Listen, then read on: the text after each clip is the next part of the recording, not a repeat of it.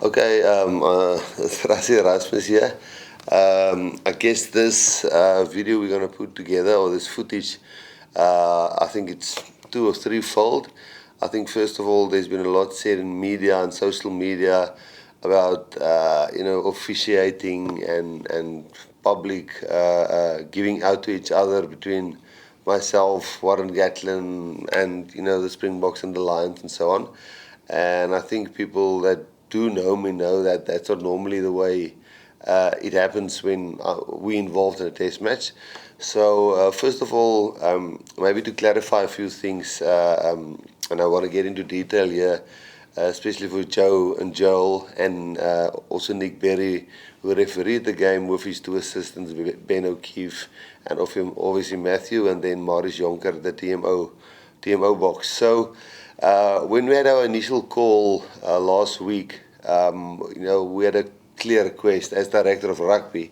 I said, no, we don't feel in South Africa we need the negativity currently, which was brought right from the first match. Simple things like, I can take it step by step. For example, myself being a water carrier. Now, there's a set of rules that say the only guy who can't be a water carrier is the head coach, which Jacques Nienaber is currently, and I'm not the head coach. So also another technical point on that is that there was always only two water carriers. World Rugby actually allowed this year that there can be three water carriers. So you actually have the option to have only one water carrier if you want to, or two water carriers, or three. So, it's obviously Warren wanted to make a big thing of me carrying water, which I understand, and it's games, and Warren's a good guy. I've always enjoyed him. I always understood him as a pure rugby guy, and I will always see him as a pure rugby guy. And that was just maybe a little bit of mind games, and that's fine. But the fact is, you can have three water carriers. Where there was always just two in the past. It's the first time ever that you can have three, and we always have one carrying the forwards water and one carrying the backs water. So we just thought having myself there, who is part of the coaching team, but as director of rugby, who's not the head coach, there's nothing preventing me from carrying water. So there was a little bit of banter from his side, and we took that in our stride. And that's fine. We laugh at those things, and it's funny, and he's got comments, and you take it as it is. But then, I think where the things got really, for us, a bit cluttered and frustrating was when the Lions started moaning about, officiating on the field. Where, for example, when Faf in the SAA game got a yellow card, and openly, the Lions criticized that and said they wanted clarity from World Rugby, where, should it have been a red card, and, was it not direct head contact? While we had in the same game lots of clips where the Lions, just like us, make mistakes. They do make mistakes, and then a simple reply to him openly, or the Lions, as a matter of fact, Warren openly said, but it should have been a red card, or he wants clarity from World Rugby. So obviously then, he talks to the media, and according to me, the protocol is you don't talk through the media, you talk through World Rugby. So again, it's a little bit of a grey area, but obviously then we just said, but let's just show one or two. If you want to go in such depth into Faf's tackle, is it a red or a yellow card? Surely then we can show a few tackles where, the Lions made head contact, which Owen Farrell was one, and there was a couple, but we just put two on Twitter. And I think people must understand that social media is also media now. So, again, we saw it as banter, before a big test match, they put some pressure on, we put some pressure on. I guess where we got a little bit worried was when we got the narrative that we are this dirty team, and with all our provincial teams playing them, we got the message from them that all the chat was that the South Africans just want to play physical, and that's why they highlighted the Faf thing. And then eventually, when the TMO for the first test match was withdrawn, and Maurice Jonker was appointed, I mean, the Lions made such a fuss about it, again through the media, where we thought that's not the correct channels to do that. So we had our meetings with yourself, Joel, and Joe, and discussed that and said, listen, we really would like this to be a test match series that's positive. We see it as a 3-week series where, it must be just positive, and the rugby must win. And we don't want this negativity in South Africa, which we currently have with COVID and a lot of other problems that we have. And so we had a nice meeting with Nick Berry before the first match. And we basically had a 20-minute meeting where we agreed on 3 or 4 or 5 things. And obviously the Lions had a meeting with him, and it was obvious things that he said we can and we can't do, and things that we cleared with them. So we were, and then we said, obviously, then we want, after the game, we would like some clarity on the stuff that, we want to make sure that, we can correct the things, what we do wrong, and also obviously keep doing the things that we do right. So, he was appointed as official. We went to the match. Everything was fine. The match started, and one of the things that we did highlight beforehand is that, listen here, there is 4 countries that forms the alliance, and we just asked him specifically, just give us as much respect on the field as South Africans who might not have played for almost 2 years, but because there are 4 countries and have 4 captains, in Alwyn Jones and Mr. Hawke, and there's so many leaders and captains in their team. We only have 2, Andre Pollard, the vice captain, and Siya Kolisi, the captain. And we said, please, can the game be played and only those 2 guys talk to you, and the same on their side, that only Alwyn Jones and whoever is their vice captain have the discussions during the game, and that was communicated to us that it will happen that way. Now, and then obviously we said we won't talk about stuff in the media. But now already the previous week, Warren spoke about Marius Jonker, he spoke about Faf's red card and yellow card, and there's a lot of things said where we just kept quiet. I think if you go and look in the build-up to the first test match, we just kept quiet. So the test match happened, and unfortunately, in our opinion, and again, I can be pointed out wrongly or saying things in the wrong way, and I'm sure Lion supporters won't agree, and I'm sure some South African supporters won't agree. But understanding where all of this come from, I think, might give some people clarity and might understand how important rugby is for South Africans, and especially where we currently are in South Africa and how desperately we want to get things right. Not just on the scoreboard. I mean, on the scoreboard, if you lose, you lose. We take it, and we will never give any official the blame for losing or winning a match. The frustration came in is when we actually did lose the match. And we went through our review, worked through Saturday night, worked through Sunday, and then Sunday evening tried to set up a call with Nick Berry, just a normal call, and we wanted to discuss things because we do our team selection on a Sunday night, and on a Monday morning we announce our team. So before we could give feedback back to our players, we wanted to get some clarity on specific things that happened in the game that did not necessarily make sense to us. We weren't sure if we were right, and we needed him to take us through that. We gave him a call, and he said he was still asleep. It was 5 o'clock in the afternoon. It was a Sunday, so we understood that. We waited till he woke up, and when he woke up, we asked him. He said yes, no problem. We could send through the clips to him. We transferred or air-bridged the clips to him, and we wanted to discuss it. I spoke to him on the phone and said to him that none of this will get into the media. We will not discuss this in the media. This is purely for team selection and to explain to players, we only have Monday, Tuesday, Wednesdays, and Fridays where we train and get ready for the next test match. So we wanted to get clarity on things that didn't happen the way it happened, like he said it would, and what mistakes can we correct. And then obviously that will influence team selection. And I made it really clear to him that it's a quite important call. And so I forwarded him the clips, and then he just came back and said, no, he can't talk to me anymore. He can only talk to me on Monday, and after he's reviewed the game with Joel Jutz, which is the World Rugby referee manager. which was weird for me because before that he was keen to chat through it. Then I phoned Joel Jutz on Sunday night, and obviously, not obviously, he didn't answer, but then there was a French, I guess, voice call on the other side saying that he's not available, and obviously I couldn't speak French, and I just left it there. So the frustration then boiled over as players came in and started asking questions, and it's now Monday, and we haven't had feedback, and obviously there's a lot of South African supporters that wants to know what's going on and what this team selection looked like and what happened here and why is that not a try and why is this a red card and why is this a yellow card. So people started asking questions, and again,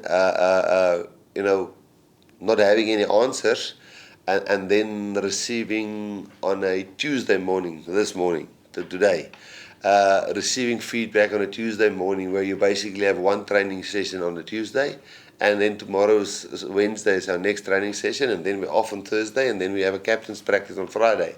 So to get feedback on a Tuesday before a test match on things that you actually can't change now anymore, and your team is already selected, and because World Rugby's got this protocol, which can be my fault, I'm not sure.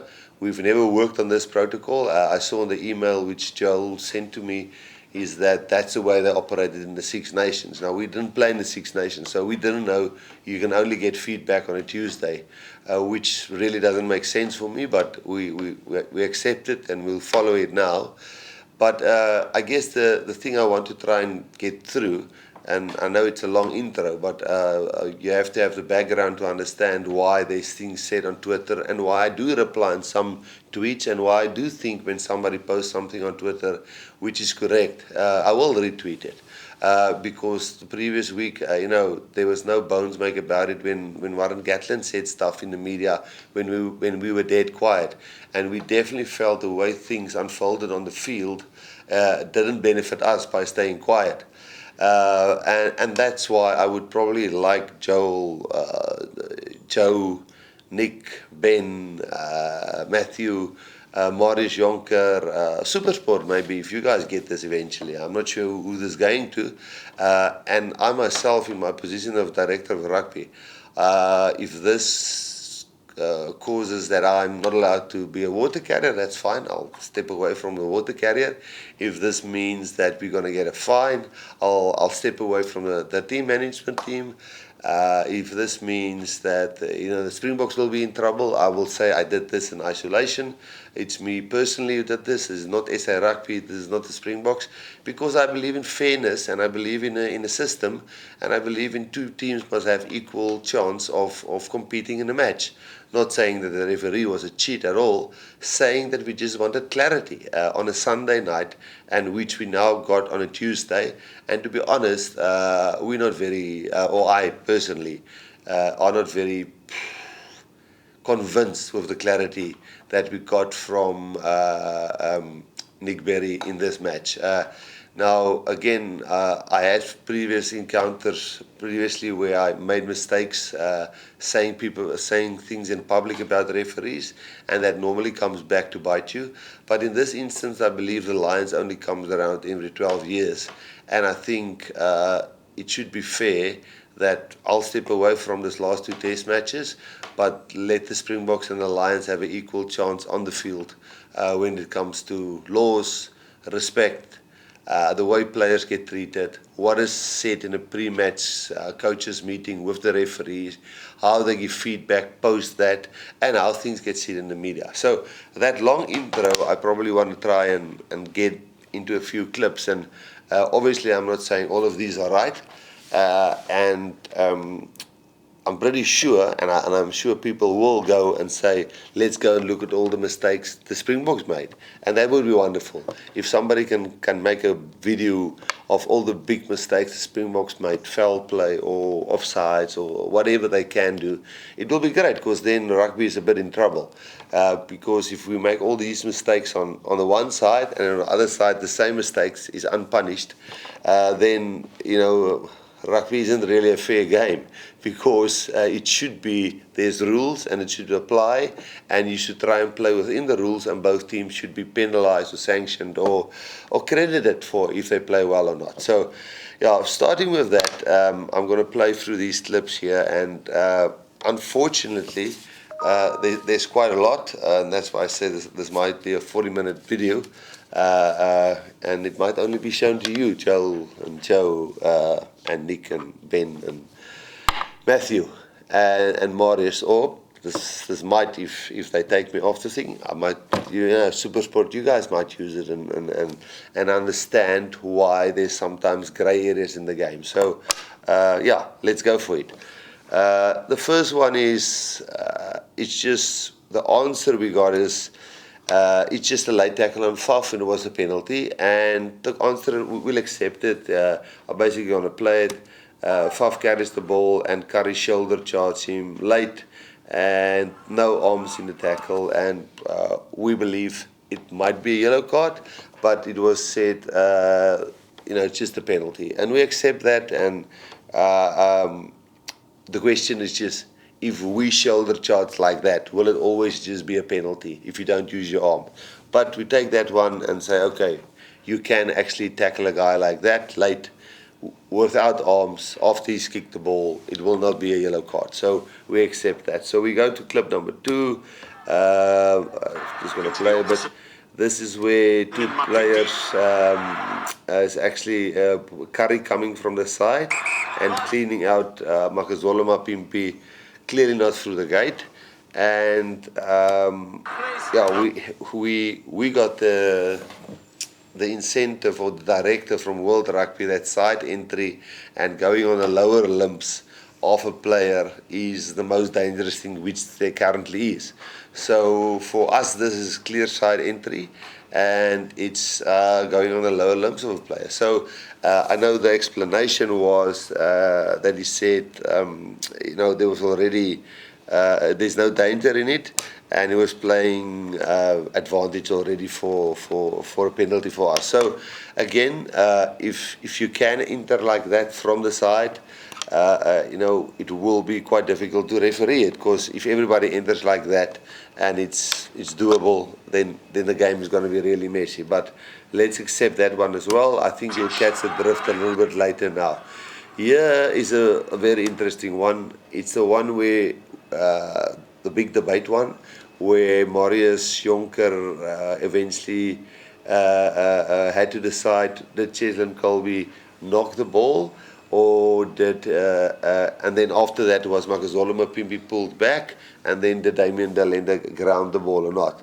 So being a water carrier, being on the field, this is the first part where I really started experiencing that what the one guy say and what the other guy say to the referees is totally different. So when Sia spoke to the referee and when Alwyn spoke to the referee, I just felt the reactions on how they treated both those players was totally... there was a vast difference between who he was taking serious and who he wasn't taking serious. And I might just play this for you and talk you through it. So yeah, you can clearly see Makazola being held back. Now, whatever you say, that's foul play. You can never hold a player back, so that's foul play. So foul play overrules anything else, so there can be a knock-on beforehand. The explanation which Nick gave me is that foul play must be dangerous to overrule something else. Now, I've looked through the law book. I can't find the place where it says foul play must be dangerous to overrule a previous mistake like a knock-on. So Mapimpi runs through here, he gets held back, everybody clears, Damien scores a try, which eventually is not a try. Firstly, I would like you to listen to the way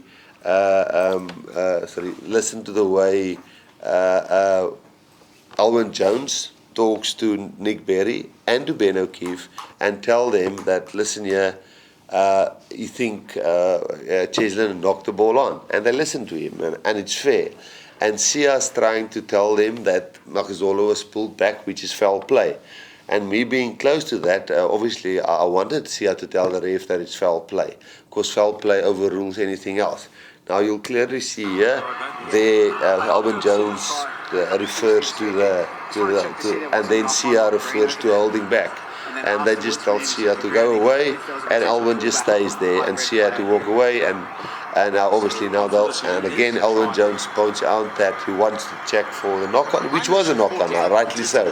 And they show this tackle, they show the whole replay.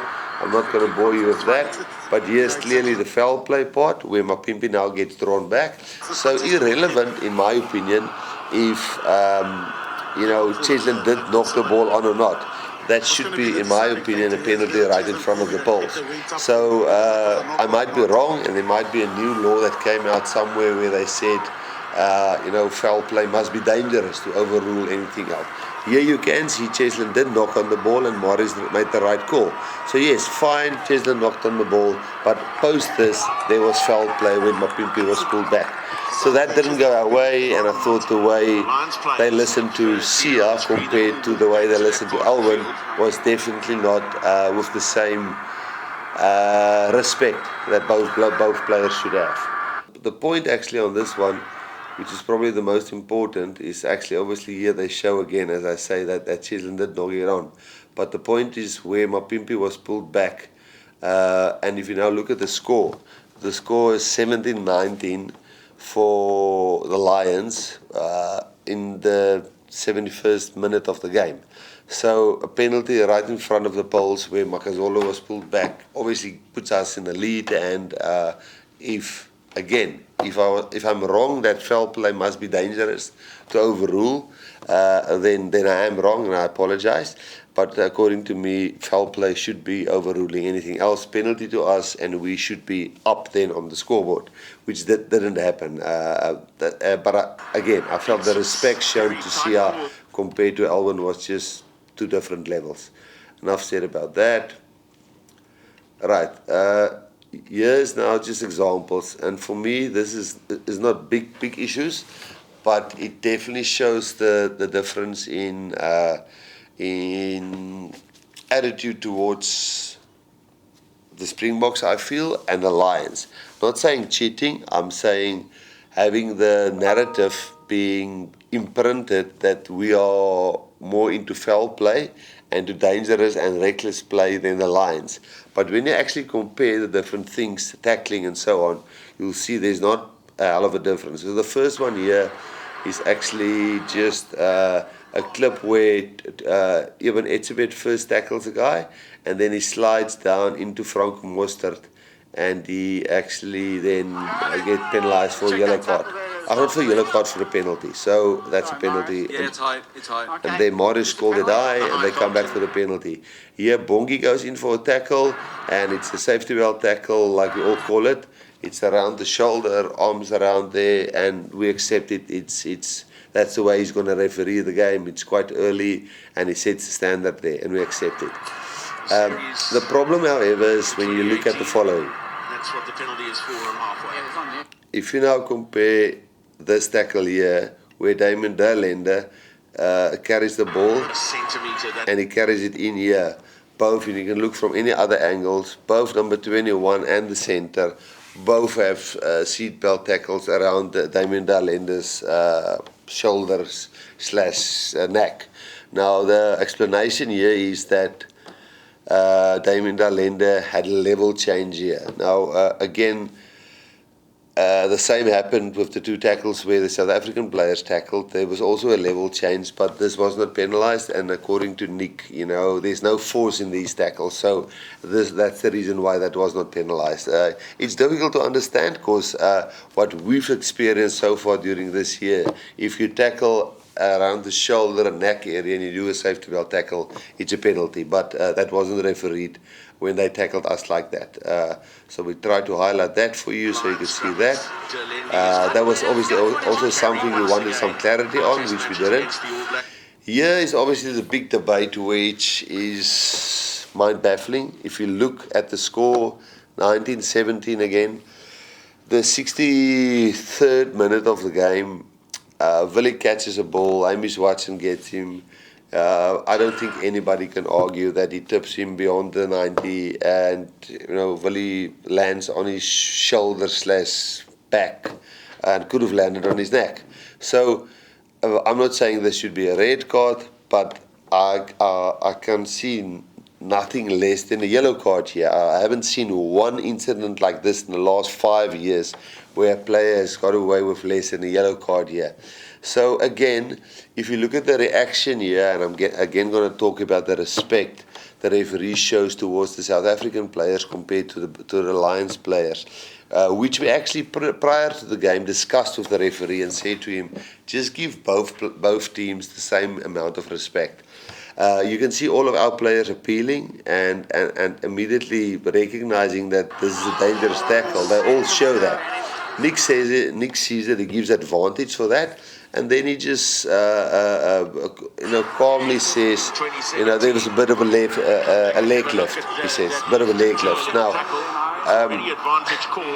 again, now we'll play it back, and we refer it back to the TMO, to Marius Jonker, which is the person that Warren Gatland has openly now put so much pressure on during the week, because he is now the TMO, which again we had no control over. Marius had no control over, but obviously that's the way Warren put through the media pressure on Marius on that, because knowing Marius and knowing the laws, that should definitely be a yellow card. Again, on minute 63, it means that in the next 17 minutes they will probably only play 6 or 7 minutes with 15 men on the field, which is the way the law should be refereed.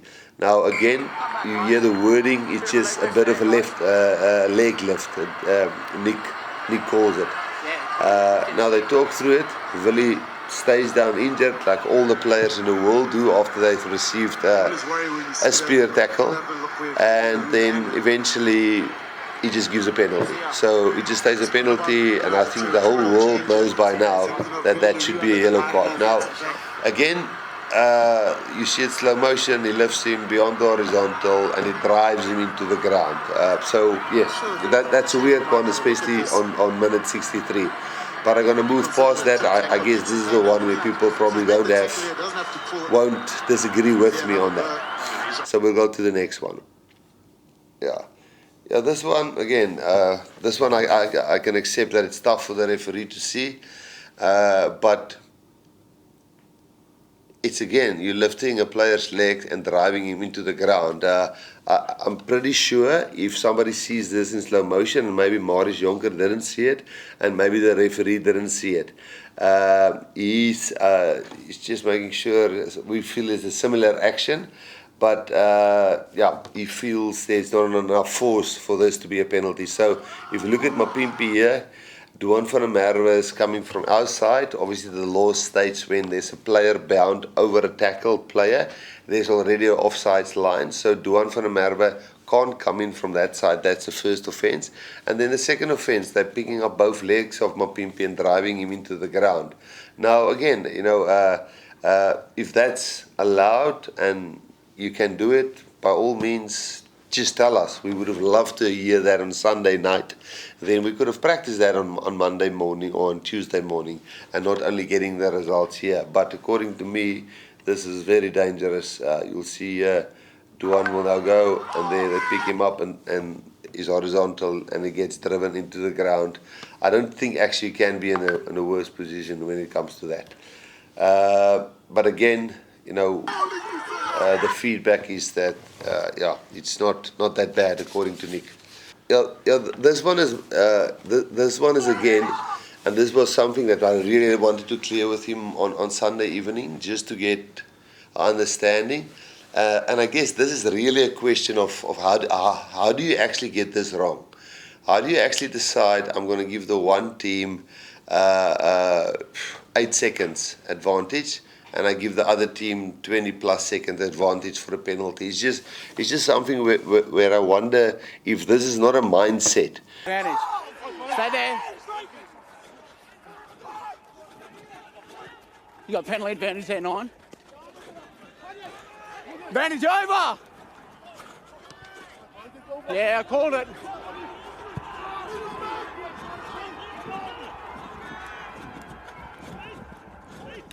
You can see how quickly it is. How many seconds was that?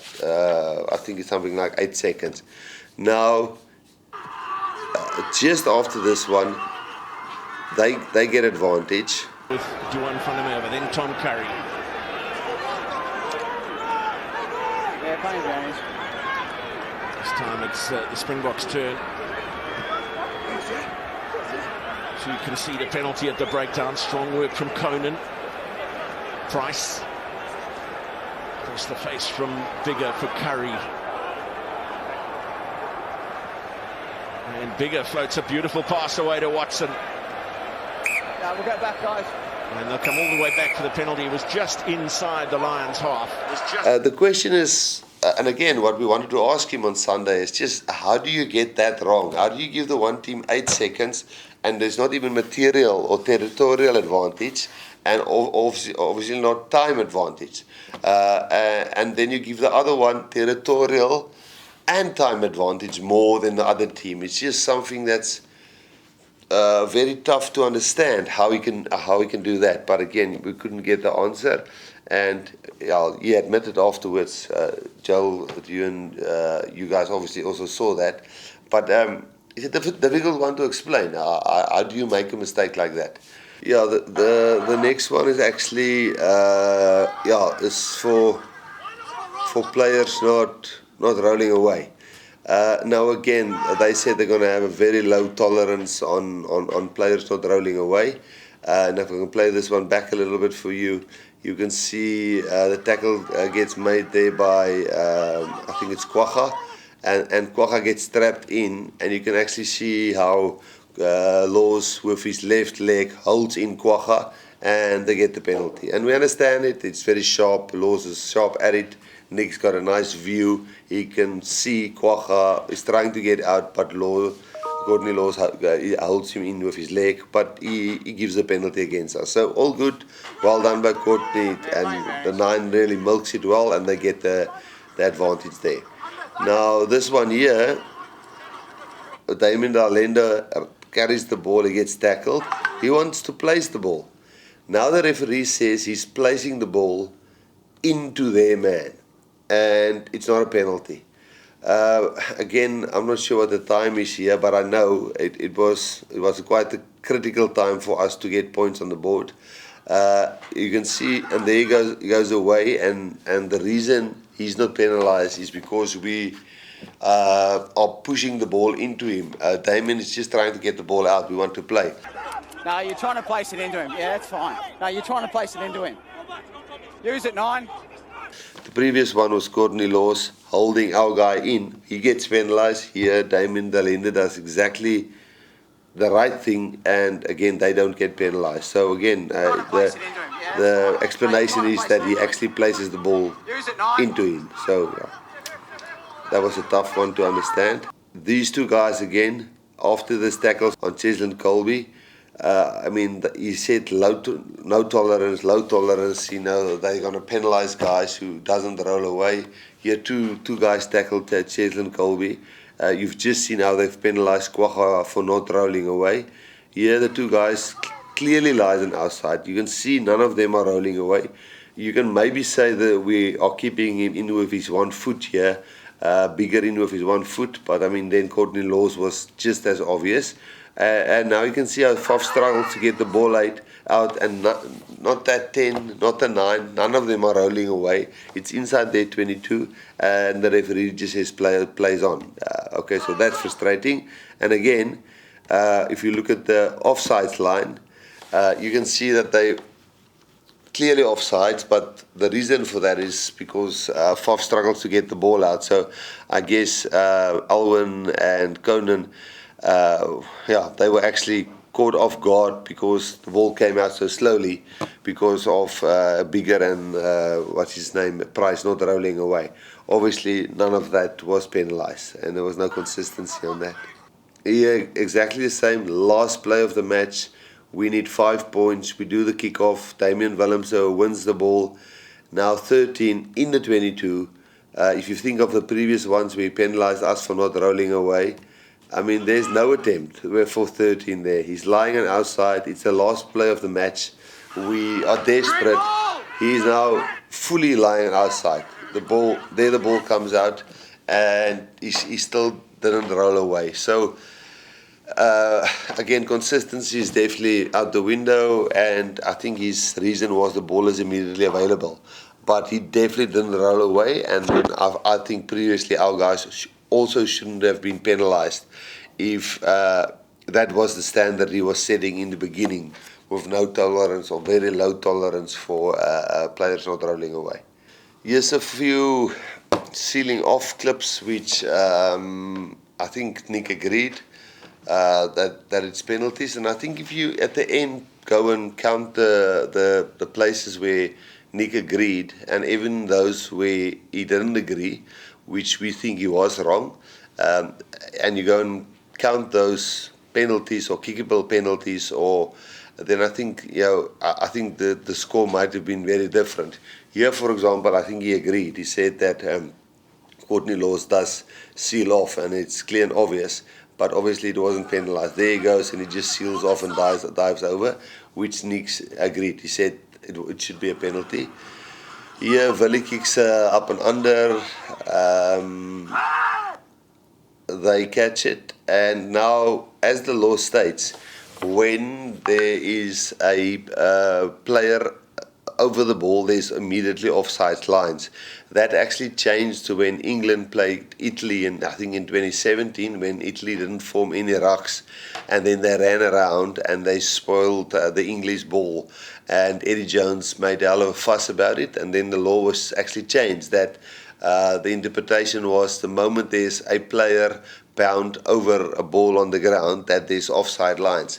So Curry here, obviously Franco Mostert forms the ruck, he's over the guy, and he actually cleans him from outside, on his lower limbs again.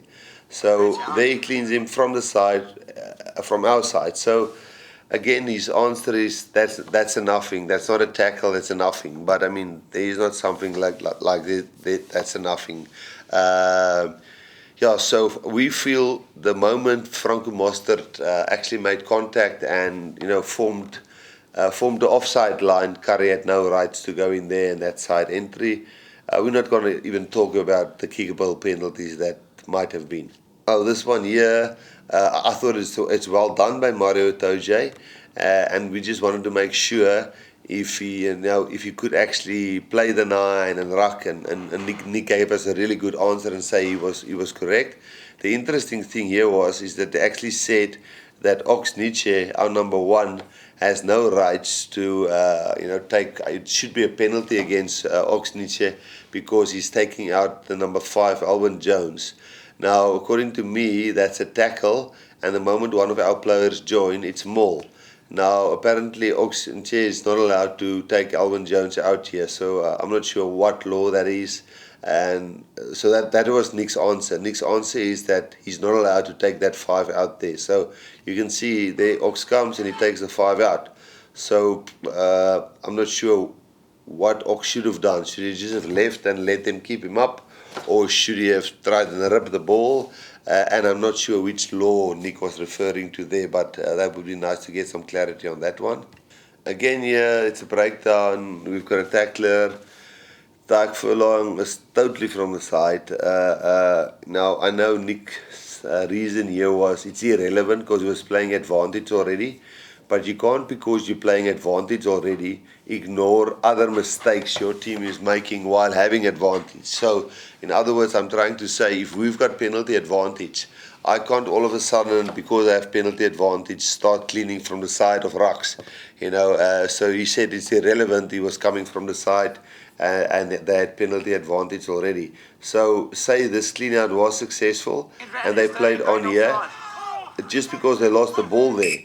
You would have allowed them to play on if they didn't lose the ball. So I think it's crazy to say it's irrelevant, because if he cleaned out way beyond the ball, which he did there on Damien Dalenda, and they won that ball, it wouldn't have been irrelevant. So, he said the penalty was already given to them, but surely you can't then do something illegal just because you have a penalty advantage.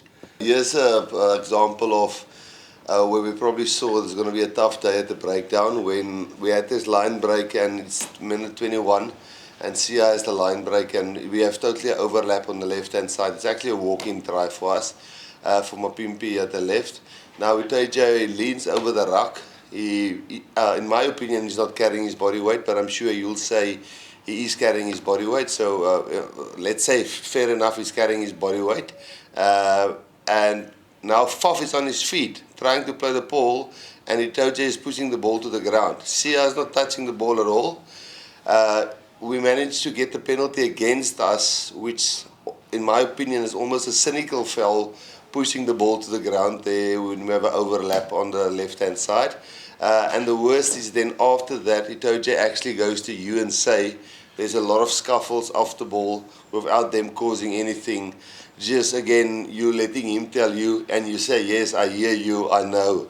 So I think that's where the players realize that this is probably going to be the way we will be respected in this game. These are difficult calls, these next couple of ones, and I can understand that he sometimes gets them wrong. And his explanations, it's not too great, but for example, here Kwacha gets the ball. We feel he's got a clear pull on the ball, he's lifting the ball. But he actually says, I think he says no clear lift on the ball. He says Kwacha didn't lift the ball clearly. According to me, he couldn't lift it more clearly, as you can see the circle, as we circled the ball there, and we weren't rewarded for that. So here is Trevor Nyakane, the next one, Alvin Jones is carrying, Trevor's got his hands on the ball, he's trying to lift the ball, and he's got the ball in the air. Okay, a ruck might be formed, and it's a penalty against Trevor. So, again, I say you can get these easily wrong, and you can dissect it. And I know this is the area where you say, now you're nitpicking, but I just think if you can apply the law the same right through the game, that would be great. So, let's say that was a penalty against Trevor Nyakane. Then this one is interesting. Eben's got the ball there. He's stealing it. He's getting no reward currently for it, and he coaches him off the ball. So Eben did leave the ball and he doesn't get penalized. So that's now the level of how they do it. Now we are now contesting for the ball a few times. Again, at this ruck, actually they're going to penalize us for contesting the ball. But the first thing here, which is crazy and which Nick already agreed on, Damien Delende was penalized for being offsides here. Now, he agreed and he said that Damien wasn't offsides and it was a bad call. So again, I'm just asking if the ARs is aligned and they don't see a clear and obvious offside, why would they say offside? So, if it isn't clear and obvious, then you don't call offside. If it's clear and obvious, you call offside. And this is not close to clear and obvious. So, this is definitely something that's bothering us. Why would the ARs call that? Do they think they saw the guy being offsides? It would be great to understand how they called that offside. Again, this one, we thought they were offsides. I think Nick gave us a good explanation and said, but 7 is actually onside. For me, it doesn't really look 100% onside, but I mean, again, we don't want to nitpick and show every single mistake they made. So let's give this one to them and say, okay, 7 and 13 was never onside, but they didn't make the tackle, and number 2 made the tackle there, and he's got at least 1 foot close to the offside line. So maybe that's how he saw that he was not offsides. But if you compare that, for example, with Damien in the previous clip where he was clearly onside, it's weird that this one wasn't called offside, but we accept his explanation for that because the guy, number 2, makes the tackle eventually. This one is very frustrating because we were so much warned prior to the game that anybody in front of the kicker must immediately freeze. Doesn't matter if he's a meter in front or 10 meters in front, nobody can be in front of the kicker. here you can obviously see, and we actually think it's a little bit silly the way they referee the specific part of the game now, where they say, if the guy kicks the ball from the back, that everybody must stand still. But that's the law. They are now refereeing that way, and they made no bones about it that if a guy's in front of the ball, he must freeze until somebody puts him on side. And here you can see the guy is obviously more than a meter offside, and nothing happens there. Again, that's another 3 points in front of the poles, but that wasn't penalised. Yeah, here's the three that was probably, again, I will give it to Nick. This is a difficult part of the game to referee. So that's when a tackled player's knee touches the ground. Then the player who's tackling him must immediately release, and he can't rip the ball out, which he does really well in this one here, which he penalises actually Hawk and Daly, because they are ripping the ball out of Andre, but Andre's knee's already touching the ground. A little bit later, he does exactly the same with Kwagga, where Kwagga steals the ball while the guy's knee is already on the ground. Here it is, Alwyn is carrying the ball, but Alwyn's knee is touching the ground, and Kwagga is stealing the ball, and he should actually not steal the ball because Alwyn's knee is already on the ground. Now that's fine, and did it twice brilliantly. Now the most important one of the game, in the 83rd minute, or the last play of the game, the 80th minute, we inside their 22. If you remember, just prior to this, Damon Dalenda caught the ball. The guy didn't roll away, so that could have been a penalty already for us, and he didn't make that call there. And now exactly the same. Mario Itoje now, Reinhard Artset is carrying low. You can see their knees touching the ground. Now, both on all the other occasions before the 80th minute, he's penalised the player for not releasing the tackled player or ripping the ball while his knee is touching the ground. But unfortunately here, this one, he decides it's a good rip. It's a clear rip. It's how he does that and why he does that, I'm not 100% sure, because he was actually really good on the previous three, but obviously one of the most important ones in the 80th minute, he got wrong there. So yeah, that was really disappointing. Yeah, the next one is again, I'm going to point it out as the frustrating part, because our captain is clearly talking, and again, I want to reiterate, we said, can he please give our players the same respect?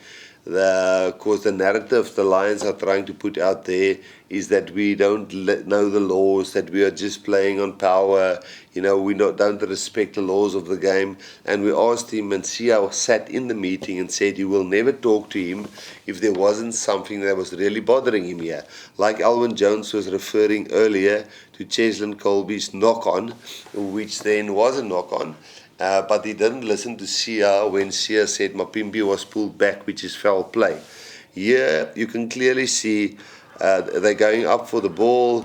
Henshaw is going up. He knocks the ball. He knocks the ball to Duan van der Merwe, who is in front of him. Now, they can't say that's a forward pass because he was in front of the ball carrier. They can't say technically that was a forward pass. That is a knock-on. A knock-on to a player in an offsides position is a penalty. So that should not be a scrum for us there. That should be a penalty for us there. Water off. He's playing on. Okay. Sorry guys, just took a while to get it through. No. It's just a knock-on, guys. It's a knock-on, that's right, mate. No. It's a red knock-on here. A red knock-on, and the player is in front of him. And then Sia comes to him and said to him, it's a knock-on, and the player was in front of him. And it's almost like he's having a laugh at Sia, saying to him, yes, it was a knock-on, it's only a knock-on. So yes, Sia comes to him and says to him, yeah, he's actually laughing at Sia. No, yeah, it was just a knock-on, but the player was in front of him. So apart from if I have something totally wrong in the law book here, you can see Sia still there talking to him, but he's just ignoring him. The same with the TMO, and I guess that's where Warren Gatlin in the media, and that's why we're a bit out in the media this week, because we feel we got no joy from anything, because we were quiet last week, and they were all over the media. We got no positive results on the fields. Yeah, this one, Nick came back to us and said to us, yeah, you will actually talk to Joe, you and Joel about this. He actually requested in the pre-match meeting that we don't, when a ruck has collapsed or it's a dead ruck, that we actually don't go and pull and tuck and make it messy at the ruck. He actually requested that. We actually told him it's part of our tactics, and he said, can we please change that? And so we went to our team and said, listen, yeah, we're not doing these tactics anymore. Then, in the game, they do exactly the same. Right in front of him, there Tyke Furlong hangs over, he pulls, and he makes it easier for Mario Toje. Now, he told us we'll get penalized if we do that. But then, exactly what he told us not to do, and we must change our mind, he then allows them to do. Another example you see at the next one, here you can see again Tyke Furlong. He's actually now jumping onto the ruck. He's actually collapsing a ruck, which is totally against the law. He's not even disrupting the base of the kicker. He's just jumping purely onto the ruck. Now, for somebody that told us, listen here, we must change our behavior because he's going to penalize us. Surely, in the position where he's standing there, he can see that Tyke Furlong is actually jumping onto the guy onto the ground. So, again, that's a frustration. If he told us this on Sunday night, we wouldn't be sitting here 12 o'clock on a Tuesday making a video of probably an hour if he just picked up the call and answered our questions on Sunday night and explained to us, and nothing would have been all over Twitter and all over the bloody media. Because again, they're exactly doing what he asked us not to do without getting penalized. It's a clear collapsing the ruck. Possibility of a forward pass. Yeah. And then in front of the kicker. Thanks, mate. So a couple of things for Marius Jonker to check. Yeah, this one I'm not even going to talk about. I mean, the way the pressure was put on Marius Jonker during the week by Warren Gatland, I think was uncalled for. I'm pretty sure this week Warren will say absolutely nothing about Marius Jonker. I'm sure he won't moan about Marius Jonker. He won't say a word. But last week it was all over the newspapers about Marius Jonker. But now, as I understand it, this call here was it's a try. The on-field decision is try. So there must be compelling evidence that it's a forward pass. Now, I've heard different versions. That some people say you can see it's forward, and some people say this angle it doesn't look forward, and some people say so. That means it's not compelling. It must be clear and obvious. And the on-the-field decision was a try. And then I heard Marius Jonker say, we think, and then he changed his mind to, we think he was. So there wasn't compelling evidence. So the frustration here is, it wasn't us who appointed Marius Jonker as the TMO. It was Warren Gatland who moaned about that. It was Marius Jonker with the team of three who made the call. And, are we now going to moan this week about Marius Jonker, or is he going to be there again? And was this a try? Wasn't it a try? According to what Nick said to me, it should have been much clearer and the communication should have been much better. So, I don't know. Is it World Rugby that made a mistake here, or Marius, or maybe Warren that did the right thing here? I'm not 100% sure. But obviously this try would have helped a lot in the game. This one is for me one of the most, people laugh at this one, but even at primary school level in South Africa, we get taught when a player lies on the ground, you leave him lying like that until the medics come up. We actually have a program called Box Smart, which we follow strictly, where we know when a player is down on the ground, you don't touch him, you actually leave him in that position. Now, for me, it's actually incredible that three things in a row happens here. The first thing is, without a doubt, I can show you three angles where Cheslin Colby was played in the air. So there was no penalty or referral for him being played in the air. That's the first part. Then the second part, he actually landed infield and then he was taken out. And then the third thing, Vunipola comes and just, he pulls him up from the ground as if he's just a doll which he picks up. If that was a serious neck injury or back injury, I don't think he would have laughed and had these quirky quotes which he currently have in the newspapers and which is all over social media. So I think this shows a total lack of respect for the Springbok team, and I'll play this through, and you can decide on, first of all, you can see Cheslin is inside. That's clear and obvious, and the guy definitely played in his actions. You can see he played his foot. You can see Cheslin is frustrated with that. The referee is seeing that, the touch judge seeing that, the medical seeing that. So is that okay? If any of the Lions players on Saturday is injured and lying on their back somewhere, can we just go and pull them up and say, get up, you're not injured? Is that the level of respect that is shown towards the Springboks? So if we show the same level of respect towards the Lions on Saturday. So 3 mistakes was made in a row here. If you look again at these things, as I say, played in the air, wasn't out in the full, and you can see how the players are talking to Nick and to Matthew, and they changed the call to give it the line out then inside our 22 or just outside our 22. Here is another simple example where we quickly want to throw in. It's the 68th minute, we're 2 points behind. We want to pick up the ball is out. Mario Itoje comes from nowhere and he throws the ball away. Everybody sees it. I mean, Faf wants to play the ball. It's our ball. Firstly, Ken Owens holds onto the ball. Normally, this is such a strict thing that gets policed. Connor is holding onto the ball. The ball carrier is holding onto the ball. Faf wants the ball. Now Connor takes it away. Owens holds it, and now Mario Itoje comes and he holds the ball while Faf wants to throw it in. And they grab Faf by the leg, and we all know it's our line out. So it's comical the way the respect the ARs and the guys show towards the South African players compared to the Lions players. But I guess we saw that coming, and we tried to tell the referees that, but unfortunately that didn't look like that worked. Yeah, the next one is just so frustrating. They were telling us they're going really, really, really hard. A player's got 2 options in a line-out. He's either contesting, and then, but if he's not contesting and he's not jumping for the ball, then he can't touch a player or a supporter until he's landed on the ground. Now, if this isn't clear and obvious that they're touching the players, even it's not close to the ground. I mean, his pants is not even at Stephen Kitshoff's head's height, but Alwyn is in there, Sinclair is in there. Again, if this was something that they didn't that they did not highlight, I wouldn't even moan about it.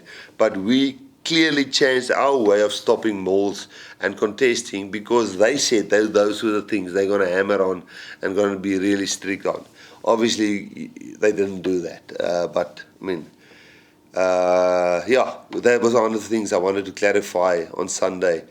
But Nick wasn't available then, so we couldn't really train that yesterday when we did our lineouts because we're not too sure what will they do this weekend. But I guess Ben will somewhere tell us this week. So this one is actually not funny. It's actually a difficult one to explain. That most of the things here that we've spoken about here, a lot of them is about player safety and the way World Rugby and the player welfare groups, and they have ex-players, Conrad Smith and Brian Abana, and there's high performance committees, and we all talk about player safety. But there was a spear tackle in this game. Nothing happened from that. There was a clean out from the side on the lower limbs, which we are really hard on.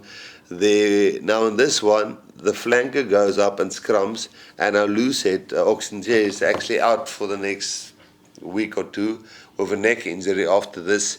I mean, it's clear and obvious that you can't allow a flanker to scrum onto a loosehead who's in a compromised position and then lift him up, and that's where his neck got injured. So it's not like this is not in front of the referee. Look at the bind, and then and then they get the penalty. So apart from Ox being injured, their guy scrumming against our loose head, and then after that he's grabbing Sia Kolisi. Nick actually finds a way to give the penalty to the Lions, which is mind-baffling. I'm really not sure how to answer this one. And I guess this is probably one of the reasons why we made this video. I'm not sure where it's going to or where I am after this, and what will be the repercussions of this video or thing that we did. But if Matthew and Nick wants to tell me that this ball was thrown in straight, I mean, these were one of the queries which you asked him. Now, I don't know if I can play this slowly, but I know Eben touches the ball, that's without a doubt, but Eben touches the ball with the tip of his finger and he's leaning already, probably with his hand on the other side of Law's head. And Nick comes back and he says this throw was straight. I'll show you an interesting camera angle if you really want to see how skew this ball is, but I don't want to embarrass anybody. So, yeah, I think those are all the clips. And I know in some of the clips I might have sounded sarcastic. I apologize for that. I guess the frustration is just, I don't understand how at this level we're waiting for 12 years to play a match like this. The only thing we only asked three things. We asked, don't let them depower us in scrums and mauls. Give us the same respect as these guys on the field. And then we asked them, what are the areas that they are concerned about? And it was actually on the rucks, it was the line-out contact. And then we just said, let's please not moan in the media and make this a hell of a positive tour. That was the only three things that was discussed with Joe, Joel, and Nick. And here we are. We're on a Tuesday morning. I just did an hour of 26 clips because Nick wasn't available, and they only do their review on a Monday. And we've got one training session after today. We haven't had any feedback, and it's a negative place to be at. And I think with me being here or not being here, I think we can do it much better. If you guys request that I'm not involved further with this test matches, no problem. If you request that I'm not a water carrier, no problem. I again urge you to go and look that there can be only one water carrier. So, it's your choice if you want to bring water on or not for the players. It doesn't say you have to have water. You can only be 2 water carriers. Only actually from this year there's a 3rd one.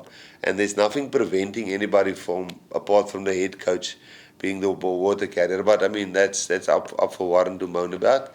And then, if you think this was going over the top and this shouldn't go out to the media, then I did this in my personal capacity, not as part of the Springboks, and I'll withdraw myself from the Springbok management team. Thank you.